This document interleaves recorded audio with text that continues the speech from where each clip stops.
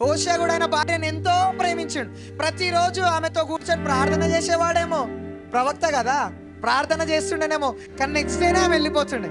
ఈరోజు మనం కూడా దేవుని సన్నిధిలో కూర్చొని ప్రార్థన చేస్తూ నెక్స్ట్ డేనే దేవునికి ఇష్టం లేని పని చేసినప్పుడు ఎంత బాధపడుతుండొచ్చు. తండ్రి భూమిని ఎంతో ప్రేమించిండు. భూమిని అంటే ఈ పోడియంని కాదు, ఈ చెక్కని కాదు, ఆ కీబోర్డ్ కాదు, ఆ ఫోన్ కాదు, ఈ లైట్లు కాదు. నన్ను ప్రేమించిండు. ఎంతమంది అంటారు నన్ను ప్రేమించిండు? నన్ను ప్రేమించిండు నా యేసయ్య.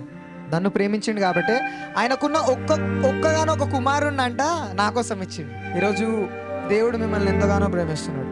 ఆయన ప్రేమ మనకు అర్థమైనప్పుడు అండి ఆయన గురించి ఏదైనా చేయగలుగుతాం.